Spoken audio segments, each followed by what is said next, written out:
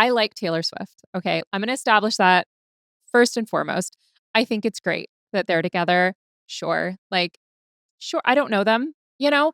Um, but I truly, in my heart of hearts, am so baffled by the way that everyone, when they found out, lost their ever loving minds. I do not understand. And I've been really like, I'm not even kidding. I've been deeply looking within because my reaction, not to the engagement, mind you, the engagement is their business. Happy for them in the same way you would if like a squirrel found a nut. Good for them. They seem happy.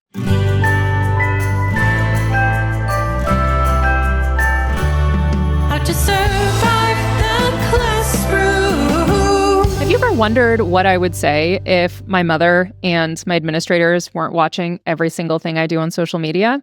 Well, that's exactly what my stand-up show is. And I'm going to be coming to a town near you super soon. You can get tickets at educatorandrea.com/tickets. Hey, teacher besties, welcome to How to Survive the Classroom. As I am recording this, we had some very breaking news that at this point is no longer breaking news. And that is that Taylor Swift and Travis Kelce got engaged. Guys, listen.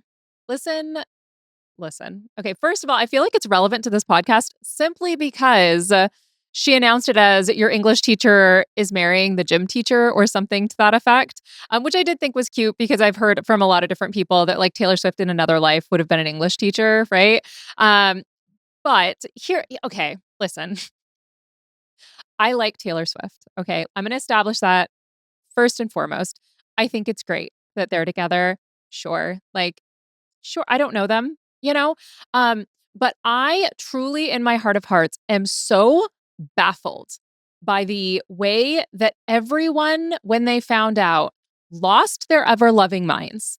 I do not understand. And I've been really like, I'm not even kidding.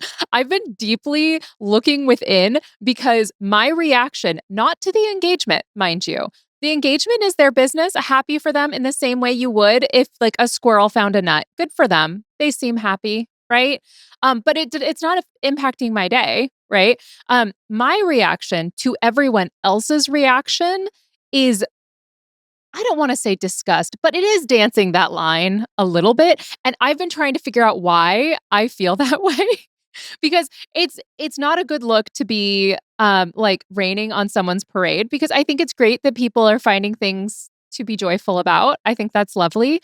But for some reason, when I saw that there was a college professor who announced the engagement to his class and then canceled class because he said he could not possibly function or teach with this news in his head, I am so baffled. You guys, I don't understand. Tell me what and like, it, you don't need to tell me how great she is. I understand objectively, like, sure, great. Awesome. She's, a very, very successful songwriter. She's obviously a genius with how she's done her business stuff. He does the football stuff really good. And I'm so happy for both of them. It does not impact my life. And I don't.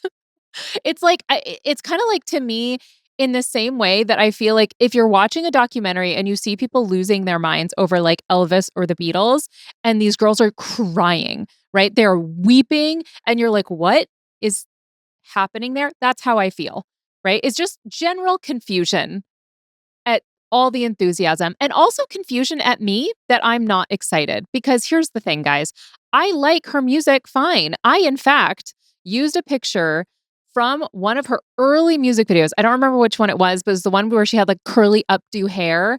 And she was like dressed in like a medieval dress thing. Think 2006. Okay, 2007 timeframe.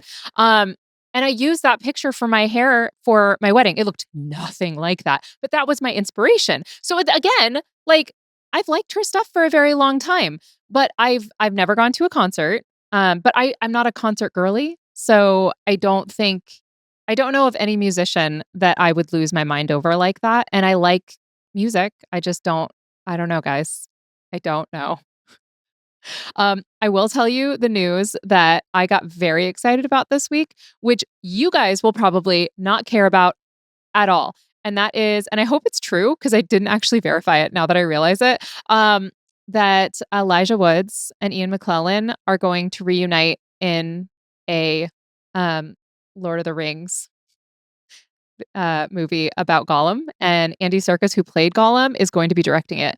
I will tell you that impacted my day more than Travis Kelce and Taylor Swift's engagement. Because when I was in high school, I was such a Lord of the Rings nerd. Like I was obsessed. Okay. And I think the reason I was obsessed was because I went to the midnight showing of the first movie of Lord of the Rings because my older brother worked in a movie theater. And so we went to the midnight showing with all my friends. And then I immediately, as soon as I watched that movie, read all the books, loved it, like had the box DVD set, listened to and watched every single extra, like behind the scenes thing ever. So to me, the fact that they dropped the news about a Gollum focused sequel with the guy who was Gollum in the original directing, I was like, oh my gosh, this is so exciting. And my husband just stared at me like I stared at all the Swifties when they lost their minds. So I guess we all have our weird thing. It's just for whatever reason, I couldn't bring myself to be like excited. And I guess the biggest difference is I have the self awareness of knowing that no one else probably cares except for this small niche group.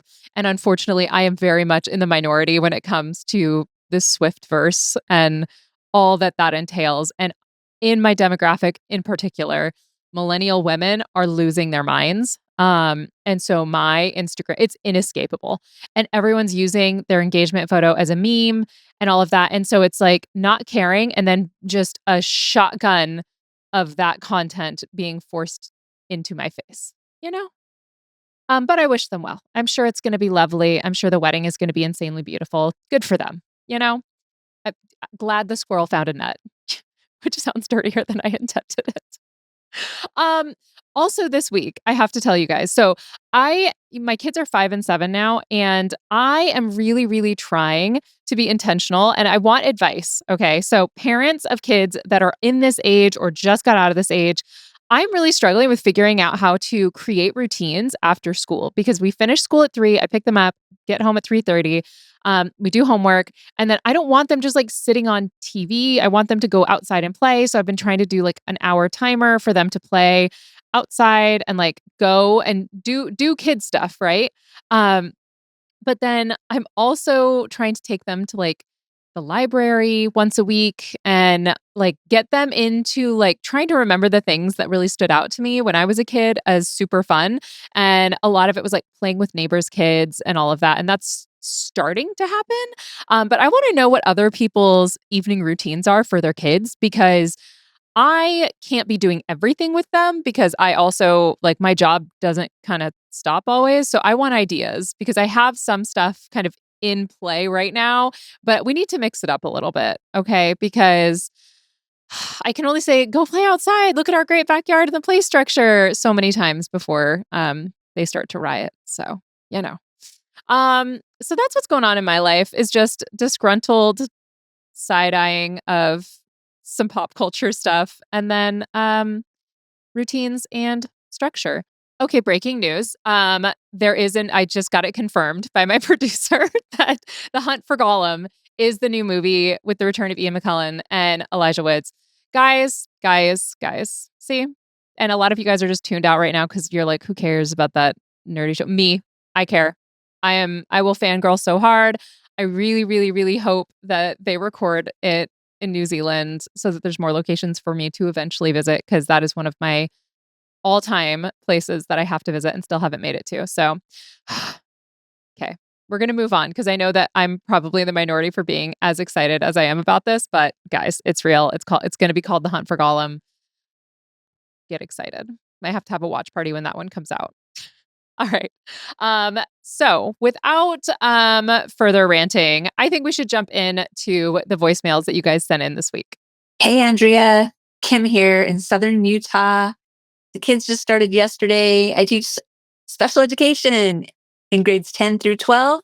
They were awesome yesterday. So I'm super excited about this new year. What our kids are doing this year is boiling to death. It's 110 degrees yesterday as we started school. So That's how we roll down here in St. George, Utah. Keep up the fun stuff that teachers do, because you know what? Everything you post is totally true. See you later. Thank you. Bye-bye. Thank you so much, St. George, Utah. 110 degrees is criminal. I just recently had somebody message me and tell me that they had school canceled because it was 94 degrees outside. And I was very confused by that because I was just in Tempe, Arizona with Gasper and Phil for the Teacher's Lounge, and it was somewhere around 100 degrees. I don't think it was quite to 100 when I landed, but it was like 99 or 98 degrees when we landed. And it stayed that hot just continually for the entire time. You just sweat, but it just evaporates. So all you are left with is just this feeling of filth and grossness. So I don't know if Southern Utah is the same kind of dry heat. From my memory, when I moved from California to Indiana and we drove through Utah, I remember it being kind of a drier heat. But yeah, I'm hoping as well. I've had a lot of people DM me and DM Gasper and Phil about doing Teachers Lounge shows in Utah. And I have a very good friend who also lives there. So I have extra motive for getting there. But I would love to come and do a show in Utah. I know that there are a couple of places that we're looking at that are kind of in the works. So you guys got to stay tuned for that. I really hope you guys also have air conditioning. I would hope. I would assume that without that, you would literally die. So, which is wild to live in a place that and it's probably not wild for other people to live in places where the environment could literally kill them. But as someone who grew up in Southern California, it does in fact baffle me a little bit when even here where I live in Indiana now, where it gets to be like negative degrees outside. And I'm like, why are we living in a place on purpose that can kill us? This is outrageous behavior. But that's, I think, just because I grew up in Southern California. And I mean, to be fair, the entire state burns down every couple of years there. So I don't know that we really necessarily have a leg to stand on with all of that. And I also appreciate that you are a special education teacher. I love that your students are doing well this year. It is quite a task when you have students that are grades 10 through 12, especially if you're having students that have different learning challenges and stuff. Getting them across that finish line can be a wild ride because there's also different rules depending on where you're teaching and what levels you're teaching. I remember when I first taught English 12, about half of my class was on an IEP of some kind. And they all had to pass the state test, which was in Virginia. And it was very massive and super hard. And so sometimes I would have students all the way up until they were 21 years old in my class, even though I was 26 when I started teaching. So that was a little bit strange. But thank you so much for all of your sweet words. And I hope that my videos are always encouraging. That's always the goal. I know that sometimes I get somebody, it's usually elementary teachers. I love you guys so much. But upper elementary teachers are the only ones that ever get upset about my videos, depicting them as being too kind, which I think is really funny. And I think it's a symptom of the fact that upper elementary teachers are kind of like the slide into middle school teachers. And there's, kindergarten teachers versus middle school teachers, very, very different. But upper elementary teachers and middle school teachers, there's a lot of commonalities there. And they're like, how dare you say that I'm kind and sweet? I am a warrior. And I'm like, you know what? You're right. I'm so sorry. All right. Let's go ahead and listen to the second voice memo sent in today. I had a student that struggled today, needed a quick reset in the office. Not a big deal. But then the principal checked in on the kid on my lunchtime and asked how her friend was doing. Why are we referring to behavior problems as our friend? Also, why doesn't she ask about the rest of the class? The other 23 of us that are holding down the fort after the kid is causing all the disruptions in the world. Our friend, I don't think that's the word we need to use in this situation, scenario. I don't know. I'm not asking for a friend, just asking for myself. Veteran teacher, 25 years. Shouldn't be this hard. Yeah. Yeah. That's interesting. So it sounded like the admin came in and said, how's our friend doing? Referring to the student, right? Not to the behavior as like a separate friend. Is that what I'm gathering? I think. The way that admin I feel like if they're popping in, they can't be like, "How's that asshole doing?" Like, I'm not sure what else they could say. It could have been kinda tongue in cheek. It's kinda hard to know without knowing your admin or knowing the context of the situation, but I could very easily see it being one of those situations where, because I do that a lot, where I will, very knowingly label students that hate me as my best friend, um, even though I know they hate me, like, because they tell me and they look at me in the eyes and they're like, "I hate you." And I'm like, "No, you don't. You're my best friend." And they're like, "No, you're the worst, and I hate this class." And I'm like, "That's crazy because I think actually we're getting closer. I think you're starting to enjoy this class." And they're like, "No, I hate English and I hate you." And I'm like, "Oh, that's crazy because it feels like maybe we got something, that maybe I'm your favorite teacher." And they're like, "Die." Not anymore. Not when now that I teach college, if they really hate me, they just don't show up to class. Because legally we can't, like, you're an adult. What are we gonna do? But it does make me think about the way that admin enters classrooms. And I would love to hear your guys' take on this because do you think that when an administrator visits your class, number one, how often should administrators be visiting during class time? That's question number one, because I want to know if you think it's good, helpful, or hurtful for admin to be in there like once a day or once a week. I think once a week is great. I think once a day almost feels like is there an issue? I mean, it also depends on where the teacher is at in their career. Because the more kind of seasoned you are, the less you care that admin is there. And as long as they're just standing in the back and they're not like disrupting or anything like that, then it's fine. But I mean, I know that there are some principals, and I'm trying to remember his name. He's the principal that doesn't have an office anymore. He just has the cart, and I follow him on Instagram and TikTok, and he's so great. But what he does at his school is he goes around on a cart in the morning, and he checks in and asks any of his teachers if they need anything as a part of like his morning routine. And he sends an email every single day letting them know anything that they need to know for the day. Like that level of support to me, an administrator, a good administrator, their main focus is supporting their teachers who are on the front lines of dealing with kids, of helping with everything that needs to be done in the classroom. They're not the ones that should be coming in and playing like gotcha with behaviors or teaching strategies or anything like that. Like my best administrators that I ever had came in and would watch me teach and would do the same thing that I hope I do with my students, where it's like, okay, so hey, here were the things you did really well. Love that for all of us. Here are some things that I think could even bring it, like elevate it a little bit more. Do you need anything from me? Can I help you in any way? Right? Like that is what an administrator should do.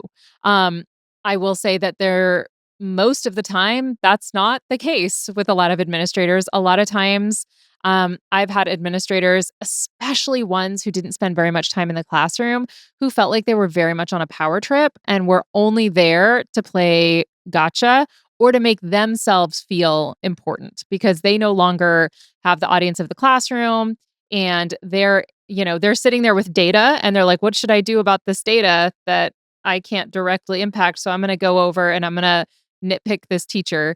And that's how it feels sometimes from a teacher's perspective. I'm sure from an administrator perspective, they are feeling like they're being helpful and they're probably feeling like they're coaching. But it is really difficult to take when you feel like you're drowning. Like you said, you had all these other students that you were trying to help and work with and all of that. And then you had one kid who was a nightmare, and the admin came in and seemed only to care about the kid who was a nightmare in class.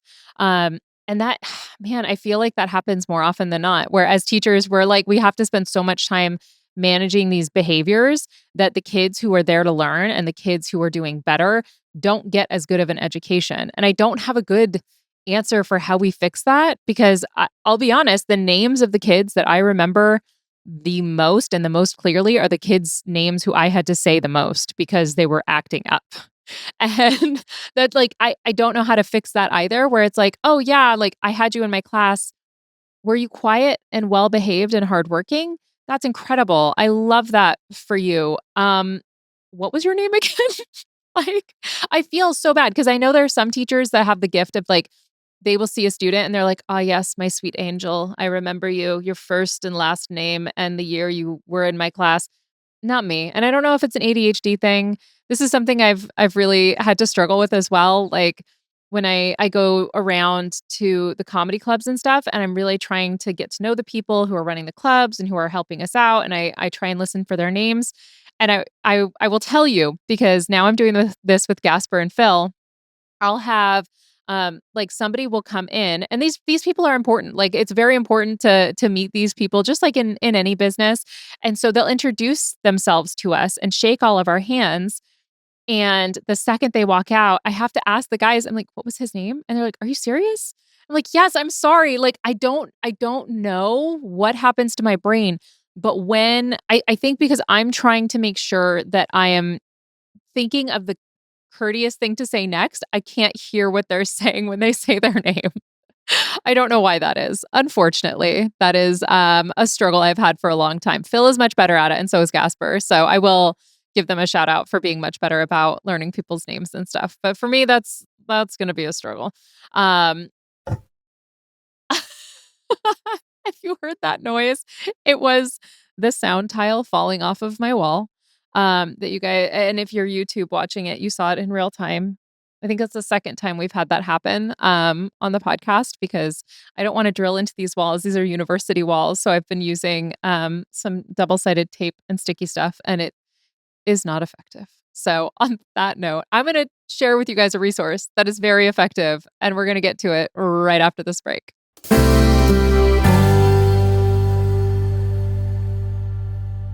Welcome back, Teacher Besties. I have now resecured the sound tile on my wall, and it might stay. It might not. Who's to say at this stage of life? We don't know. All right. So the resource I want to share with you, also, just like last week, I told you guys that Teach Aid was something I was doing an ad for on my social media account, but not on here. Same thing with this one. I am doing a little partnership with them on my social media. But just like with Teach Aid, this is another resource that I truly think could save you guys a lot of time. And so I wanted to share a little bit about it with you guys. So this one, just like with Teach Aid, does have a free version and it has a paid version. Brisk is a Chrome plugin, so it will like pop up as like a little thing, almost like Grammarly does on the bottom. And it has a bunch of different things that you can do with it. So the number one thing I think that I really like is that you can set it up so that it will read over all of the responses of your students and give you key takeaways of things that maybe they need to get reworked. That if your students are struggling with something specifically, it will say like, "Hey, it seems like none of your students picked up on these learning goals for this activity." So it does not take away your responsibility to grade, but if you have your students fill out an assignment, do something in class, and then you ask ChatGPT or not ChatGPT, Brisk to look at it, it will give you takeaways so you know very quickly, okay, where can I go from here? Which I love that. I am all for using technology, AI, tools as a way of making the practice of teaching more sustainable. And I feel like that's one way that normally would be very difficult to be able to read everything and be like, okay, it's going to take an hour, like, right? Like for looking at all of these assignments, pulling out what we need to know, all of that. They also have something on there where you can save feedback. So while you're grading stuff, it'll like kind of pull you to certain parts and then you can select specific feedback to give to that student.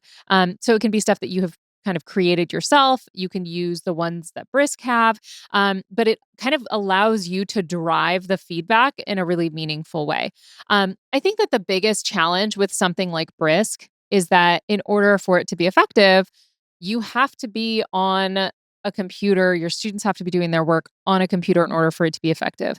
So then you run the risk of your students using ChatGPT or using AI to write it, and then you're using AI sometimes to give feedback, which is why I really do recommend starting all writing assignments on paper and doing like very quick check-ins, like walking around the classroom and all of that. Well, when they've got paper and pen. Now, of course, they can still cheat, but it's going to be a little bit harder for them to cheat if you're doing everything on like actual paper as opposed to doing everything on a Chromebook. That just gets so easy for them to type stuff in.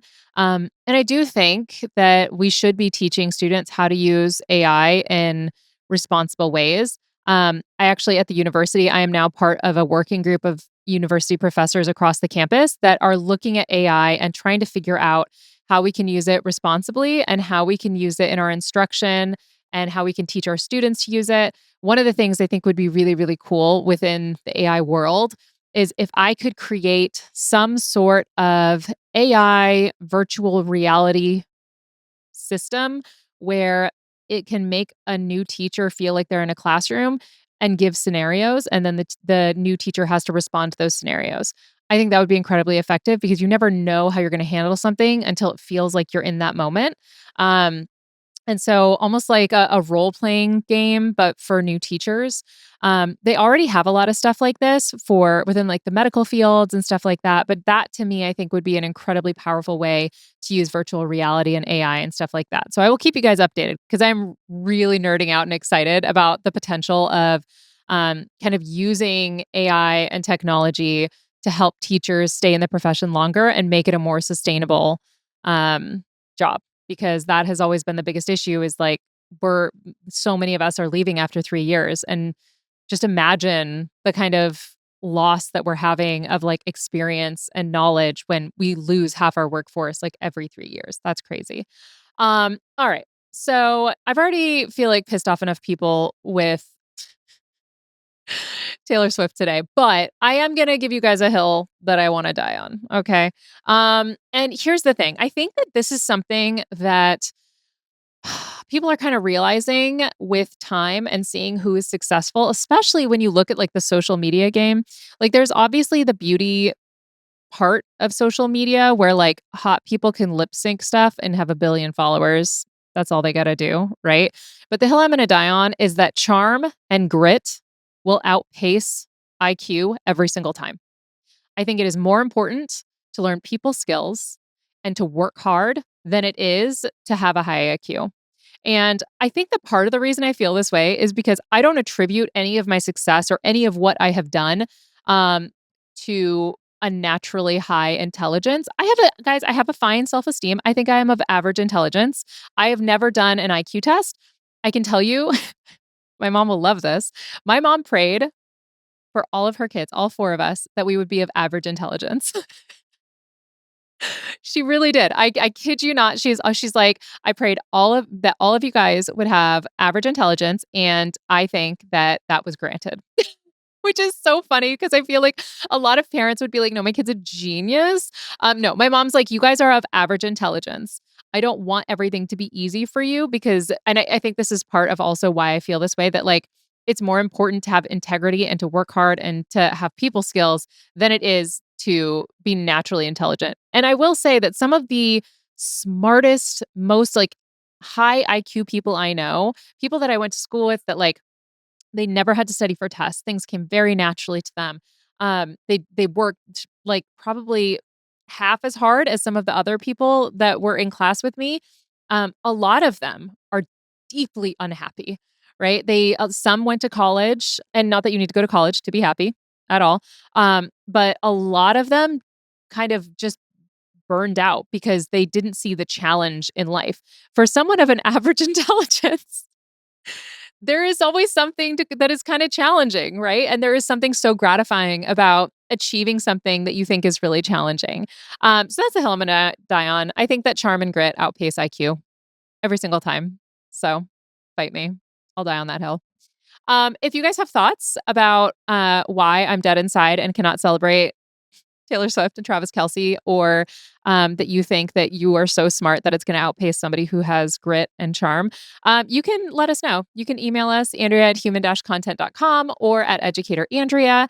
Also, if you haven't sent in a voice memo yet, you need to do that because the school year has started. And I know those kids are acting up. I know they are acting wild. I know they are full of nonsense, and I want to hear about it. So please tell me. Okay. I need to get my fix because unfortunately, my college students are very respectful. Like, routinely say good morning and make eye contact with me. Like, do something, you know? You know? So I need to hear from you guys what kind of things these students are doing other than 6-7, because I am not even in those classrooms and I've heard about it so much from everyone else. It's absolutely wild. Taylor Swift and Travis Kelce are my 6-7. We've solved it, guys. You can also contact the whole Human Content Podcast family at Human Content Pods. And you can check out our episodes. They're up every single week on YouTube. And then you could see the square that falls on me sometimes. A very important part of every episode is just waiting to see if one of these sound tiles is going to concuss me. And thank you so much for all of the wonderful listeners who left feedback. And if you haven't done that yet, get on it. It's time. It's time. Just give me a 5-star review. Just do it. Do it. Do it. And then share it with somebody else. I would greatly appreciate it. Thank you so much for listening. I am your host, Andrea Forkham. Our executive producers are Aaron Corney. I jumped to Aaron immediately. You're welcome, Aaron. Andrea Forkham, Rob Goldman, and Shanti Brooke. Our editor is Andrew Sims. Our engineer is Jason Portizo. Our music is by Omer Ben-Zvi. Our recording location is Indiana State by College of Education. To learn more about our How to Survive the Classrooms program, disclaimer, and ethics policy, and submission, verification, and licensing terms, you can go to podcasterandrea.com. How to Survive the Classroom is a human content production. How to survive the classroom. Thank you so much for watching. Want more of How to Survive the Classroom? You can watch more episodes right now. Just click on that little box over there. You see it? And if you haven't yet, please subscribe. Okay, bye.